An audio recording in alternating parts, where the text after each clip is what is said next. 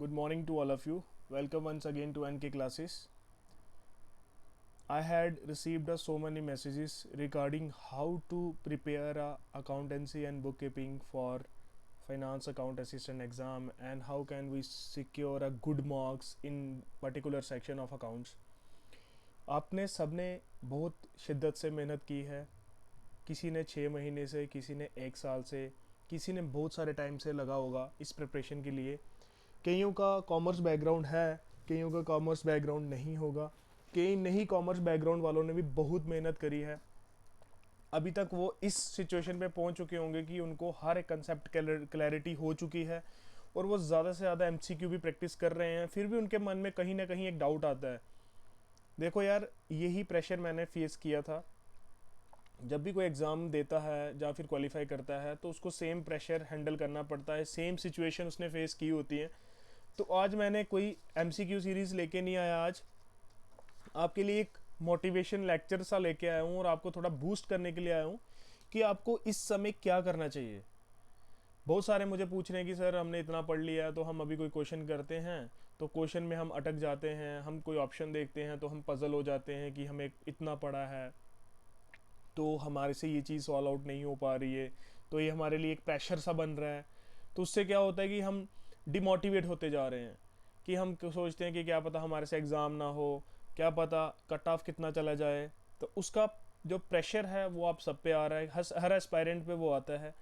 तो आपको मैं एक सजेशन देता हूँ अपनी तरफ से कि आपको कभी भी एग्ज़ाम के बारे में प्रेशर लेके सोचना नहीं है और आपको कभी भी टारगेट्स नहीं बनाने। बहुत सारे बच्चों ने टारगेट्स बना लिए हैं कि सर टारगेट बनाया है कि 100+ मार्क्स होंगे तभी मेरी सिलेक्शन हो पाएगी, अदरवाइज़ नहीं हो पाएगी। आप सबको ये नहीं पता पेपर का पैटर्न कैसा रहने वाला है, पेपर का स्टैंडर्ड कैसा रहेगा।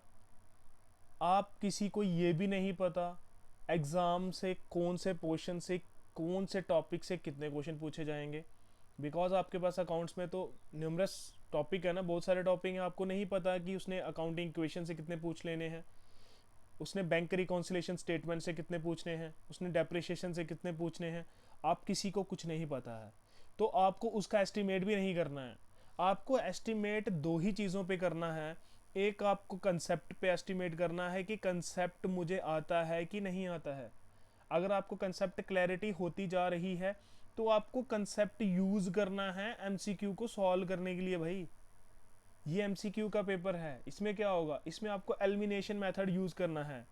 अभी एलिमिनेशन मेथड वही बच्चा यूज़ कर पाएगा जिसने कंसेप्ट क्लैरिटी बहुत अच्छे से ली हुई है। जो सिर्फ ख़त्म करने की कोशिश कर रहे हैं कि सर ने एक लेक्चर डाला है, एमसीक्यू सीरीज खाली सॉल्व कर लेता हूँ, मुझे कंसेप्ट पे फोकस नहीं करना है, तो आप एग्ज़ाम में पजल हो जाओगे। मैं डिमोटिवेट करने नहीं आया किसी को, मेरा इस वीडियो बनाने से यही है। अगर मैं आपको एग्जांपल लेता हूँ, छोटी सी एग्जांपल लेता हूँ कि अगर हमने गोल्डन रूल्स ऑफ अकाउंट्स पढ़े हैं, गोल्डन रूल्स ऑफ अकाउंटिंग पढ़े हैं हमने, ठीक है। अगर मैं किसी को पूछ देता हूँ कि सर बताओ, कि स्टूडेंट मुझे बताओ, अगर प्रोप्राइटर होता है जो बिजनेस का, वो अगर गुड्स विड्रॉन करता है बिजनेस से, विड्रॉन करके लेके जाता है फॉर 2000 रुपीज़, तो मुझे इसकी जर्नल एंट्री बताओ। तो आप सब में से बहुत सारे बच्चे बहुत इंटेलिजेंट हैं, उनको हर एक कंसेप्ट आ जाता है, तो वो मुझे बता देंगे कि सर इसकी एंट्री होगी drawing account debit to purchase account, ये एंट्री होगी इसमें। अभी बहुत सारे ऐसे बच्चे होंगे वो इस एंट्री में इधर ही कंफ्यूज हो चुके होंगे। अभी मैंने एंट्री की है पास, वो इधर ही कंफ्यूज हो गए कि सर गुड्स लेके गया तो why you are not writing as a goods, आपने ये क्यों लिखा परचेज।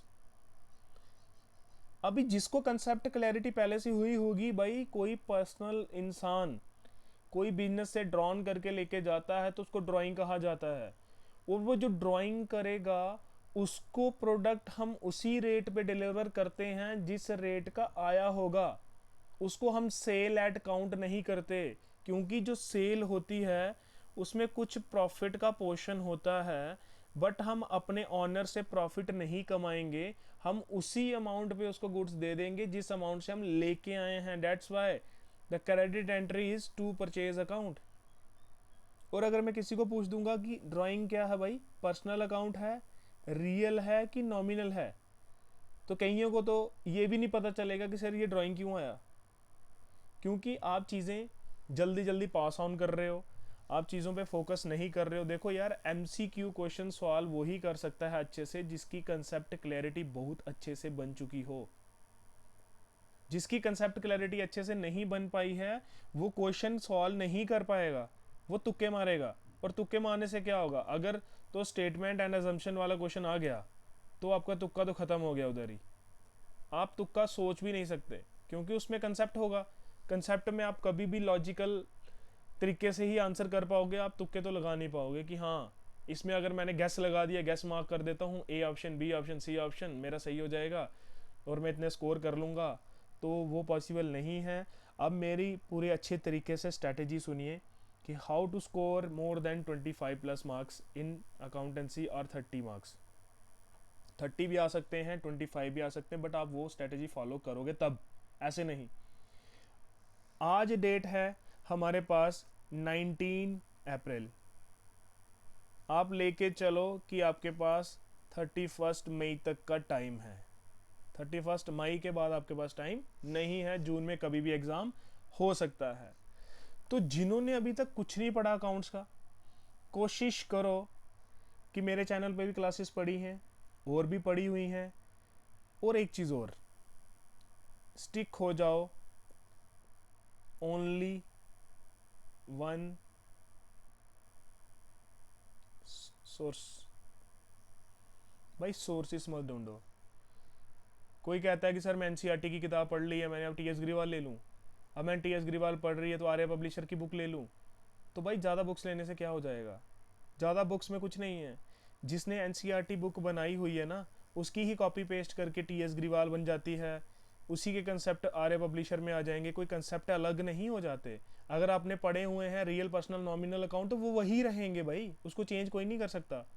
आप ज़्यादा से ज़्यादा बुक्स लेके जा रहे हो, उससे क्या हो जाता है, कुछ नहीं होने वाला उससे। आप एक बुक के रिलाई करो, कोशिश करो उस पर ज़्यादा फोकस करने की, कोशिश करो relevant type of MCQ solve करने की, और कोशिश करो कंसेप्ट को अच्छे से क्लियर करने की। अभी आपको मैं ट्रिक सुनाने लगा हूँ, मैंने पूरी स्ट्रेटेजी आपके लिए बनाई है। आपको पर डे में आज से एक टॉपिक रखना है, ठीक है।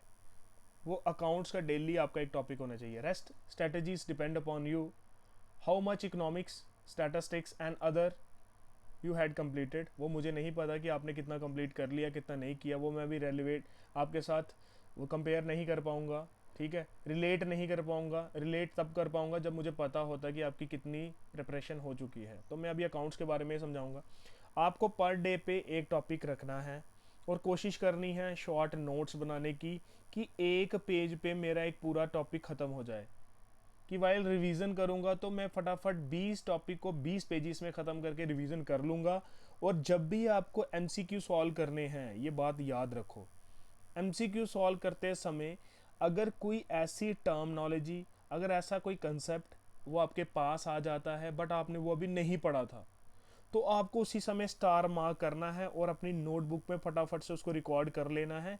और इधर एक और चीज़ समझा देता हूँ कि आपने कोशिश करनी है कि वो जो एक इम्पॉर्टेंट पॉइंट आया है आपके पास, उसको अपने नोट्स में डालो, उसको अपने नोट्स के साइड में स्टार मार करके डाल दो कि ये चीज़ उस समय मैंने नहीं पढ़ी थी और आज ये मेरे पास आ गई है, तो इसको मैं आगे वाले फ्यूचर कोर्स ऑफ टाइम के लिए अपने पास रखूंगा। अगर कुछ और टर्म आ जाती है, कोई और अच्छे क्वेश्चन करते हो, तो उसको भी आपको रिकॉर्ड करते लेके जाना है।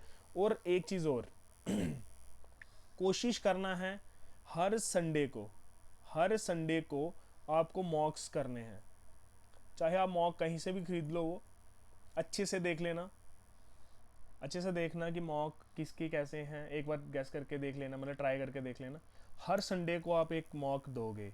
मॉक किस तरीके का होना चाहिए, उस मॉक में ऑल सिलेबस, जितने भी सिलेबस के टॉपिक हैं आपके, जैसे अकाउंट्स के सारे टॉपिक उसमें होने चाहिए।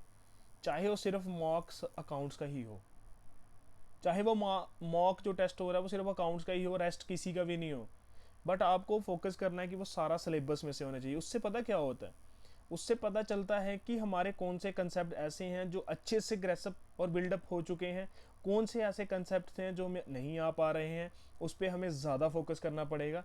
तो उससे क्या होता है कि आपको एक होप मिलती है, आप होप मिलती है कि मैंने जो पहले किया प्रोसेस इतना, उससे मुझे क्या बेनिफिट मिला है, और आज मैं जो आगे स्ट्रेटजी करने वाला हूँ फॉलो, उसमें स्ट्रेटजी में मैं कौन सी चीज़ें लेके आऊँगा जो मुझे ज़्यादा फोकस रखनी है।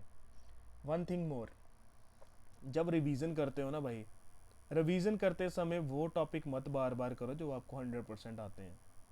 ये हमेशा यही आपके पास रहेगा। देखना, जो अच्छा पढ़ने वाला बच्चा है ना, जो अच्छे स्कोर करने वाला है, वो क्या करता है, अपने वीक पॉइंट्स पे ज़्यादा फोकस करता है।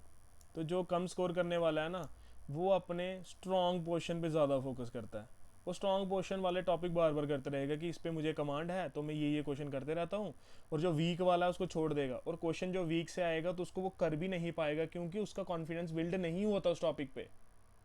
ये मैं करंट सिनेरियो बता रहा हूँ कि आपके माइंडसेट में ये चीज़ें चल रही होंगी। चाहे आप 10 मिनट वेस्ट कर रहे हो मेरी वीडियो देखने के लिए, बट इससे आपको कहीं ना कहीं कुछ पॉजिटिव चीज़ें ज़रूर मिलेंगी कि जिससे आप सोच सको कि हाँ, रिलेट कर सको कि हाँ, जो सर कह रहे हैं हमारे साथ वैसा ही हो रहा है, हमें इसको ओवरकम कैसे करना है, वो मैंने चीज़ें बताई हैं आपको। और मेरी तरफ से आपको MCQs तो मिलने ही मिलने हैं, बहुत बढ़िया तरीके के MCQs मिलेंगे। इतने आसान वाले नहीं कराऊंगा मैं, बहुत बढ़िया MCQs कराऊंगा।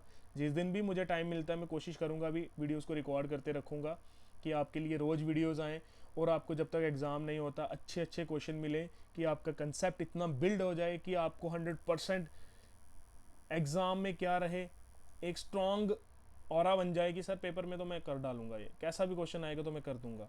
जैसे हम बैंक रिकॉन्सिलेशन स्टेटमेंट की बात करते हैं तो आप अटक जाते हो कि अगर किसी बंदे के चेक लगाया वो अनप्रेजेंटेड हो गया, किसी ने चेक कलेक्ट किया वो नॉट पेड फॉर बैंक किया, कि बैंक से इंटरेस्ट मिल गया तो कैश बुक में, मतलब कि पजल्ड हैं कि कैश बुक में पासबुक में क्या प्लस करना है क्या माइनस करना है, बड़ा टेंशन में है। बट वो कुछ भी नहीं है, बहुत आसान कंसेप्ट है। ठीक है, किसी को अगर कोई डाउट्स होंगे वो कमेंट बॉक्स में कमेंट कर दो, और मेरे जितने भी MCQ सीरीज़ हैं प्लीज़ वो सारे के सारे देखो, वो कहीं ना कहीं आपको बेनिफिट ज़रूर देंगे।